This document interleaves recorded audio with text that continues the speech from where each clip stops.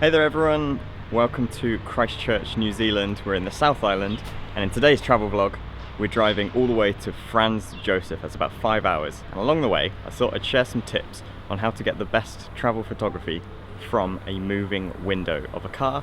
But this could also apply to a helicopter, a train, a boat, no matter what. So stay tuned for some tips. By the way, this journey through Arthur's Pass is awesome as shit. So if you're not here for the photography stuff, then you're definitely going to love it for the travel vibes.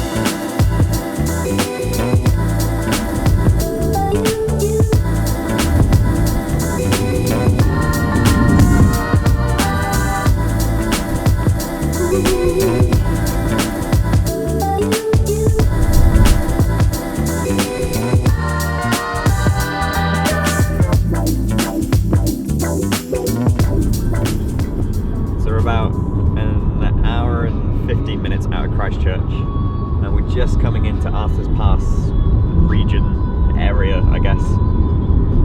The hillsides are getting pretty steep and it's looking really misty. Just a quick stop off up on this Alpine Pass. How awesome is this, by the way? Like, what? You just see like all the valleys and the clouds coming in. So obviously I've been driving the first bit, and we're going to swap over in a moment, and then I'll run through those tips on travel photography from a car window. Because yeah, if you guys didn't know, a lot of the photos that we post on the blog are actually taken from moving windows. So generally get quite a lot of success from doing stuff whilst on road trips, and most of the travel that we do is actually road trip photography. So obviously we need to travel between locations in the car. If we always stop to get out, we would never get anywhere. So knowing how to take photos from a car window is actually really, really helpful.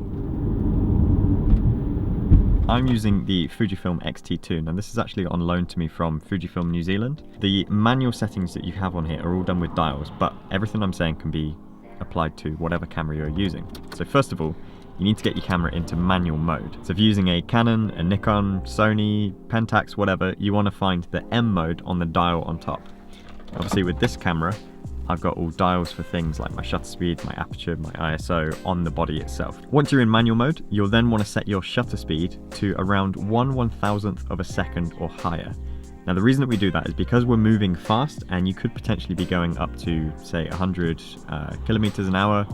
Then you need to make sure that what you're taking photos of is pin sharp, is accurate, and isn't blurry. You haven't got any motion blur or anything like that. Number two, you then need to set your aperture. Now I like to use something around f8 to f11. That means that when I'm taking shots, my depth of field is going to be pretty wide. I can see, you know, multiple areas of a landscape in focus. It's not going to be a shallow depth of field where only the closest thing's in focused or something like that. The reason I use f8 is because it kind of works quite well in most weather conditions. It's not too bright, it's not too dark. And then number three, the hidden secret that a lot of people don't actually use is auto ISO. Now this is something that you may use in sports photography, but it works perfectly well in road trip photography. So if you set your camera to auto ISO, and you can set a maximum limit and a desired limit as well on most cameras. So say you set a maximum limit of 6400.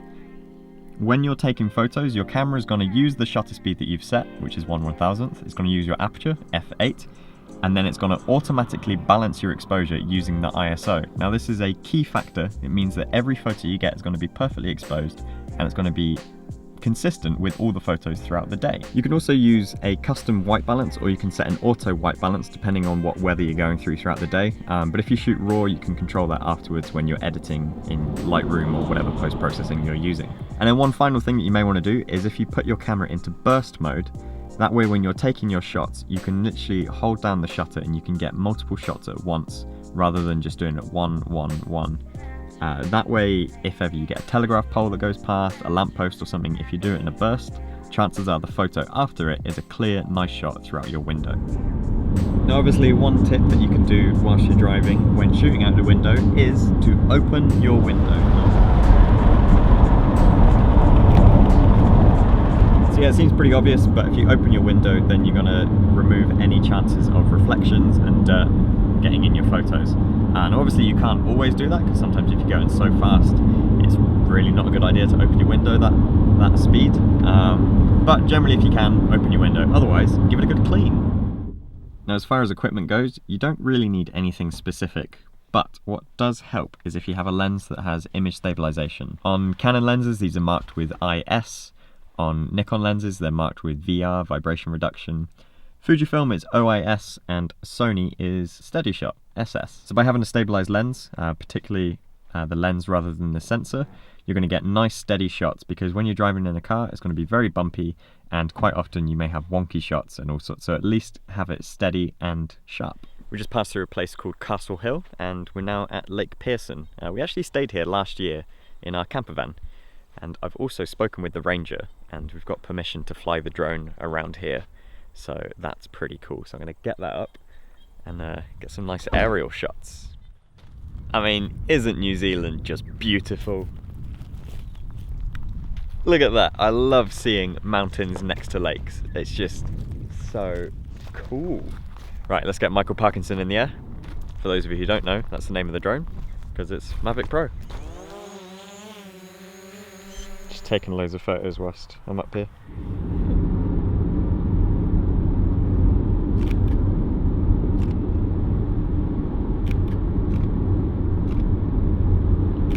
Just stopping off for a bit of petrol in Arthur's Pass.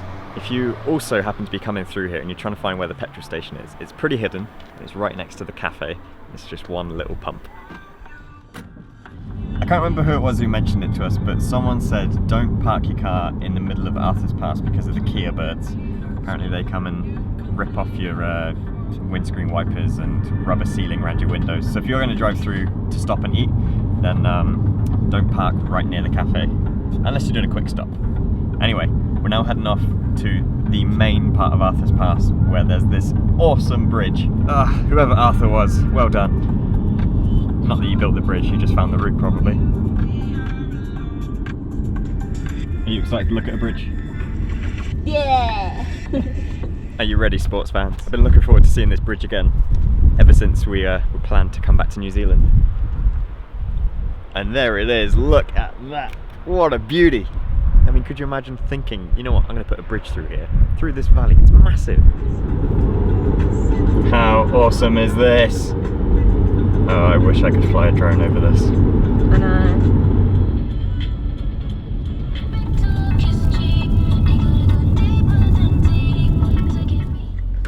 Should I just go and park?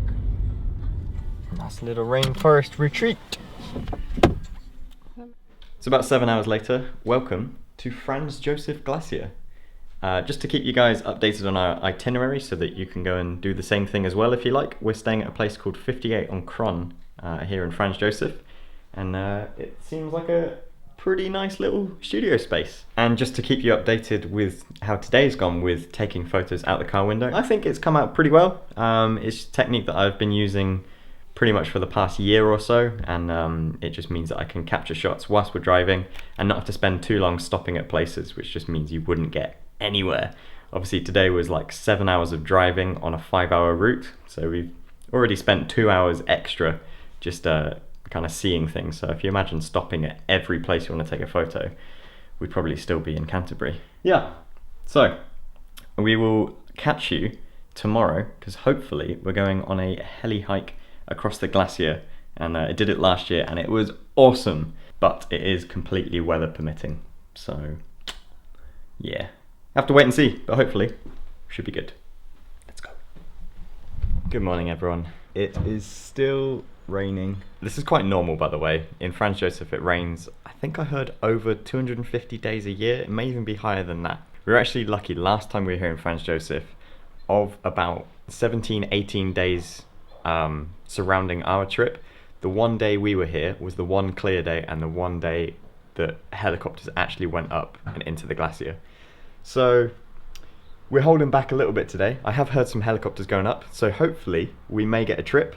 We're just going to wait it out as long as possible before we drive on to Wanaka, but I'm not sure. It looks kind of clear.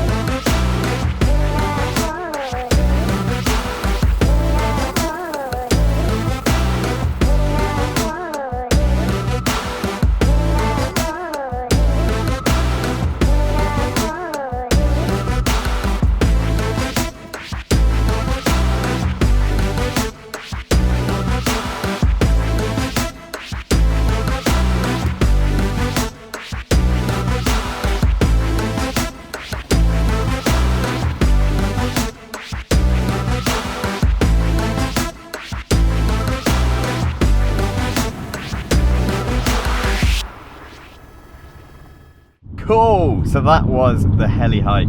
I had a great time. Did you have a great time, Ellie? Gosh. We're now... Always catch me when I'm eating. Oh, sorry. Catch me outside. How about that? So we're leaving Franz, Josef now, and we're driving 3.5 hours to Wanaka. And Wanaka is a massive lake next to another lake, I forget the name of it.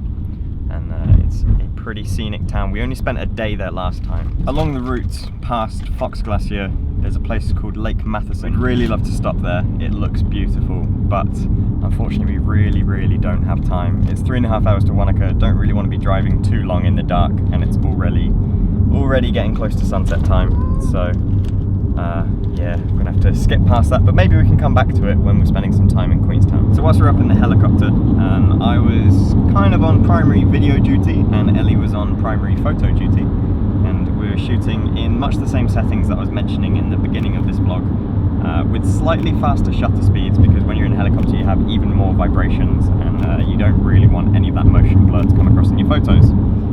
But still using the same aperture of around f8 or higher. So another tip when you're filming around helicopters is if you take your lens hood off, that means you're not going to get any sort of bowing and vibrations when you're filming the helicopter as it's landing and taking off. There's a lot of downward force. If you've got a lens hood on, it just kind of squeezes in and gets into frame. So whip it off and you'll be good. Wow, look at that glow. This sunset we're driving through is something special. It is glowing like a mother. We're also currently just driving through Hust, and we stopped off last year and went to the Blue Pools. So if you're interested in seeing that, then check out the vlog we made last year and the blog post. It will all be linked in the description below. Okay, so we made it to the Wanaka Backpacker. As you can see, it's pretty dark outside, so I'm going to end this vlog here. But I hope you've enjoyed the tips that I've shared with getting photos out of moving car windows, moving helicopter windows, and you enjoyed the sequences shown as well. So subscribe to this channel and stay up to date with where we're traveling across New Zealand. So we're making plenty of travel vlogs filled with cinematics and filled with photography tips as well. So yeah, go and check those out, previous ones and future ones coming up, and I hope to see you again soon. So thanks for watching, guys. See you later. Bye bye.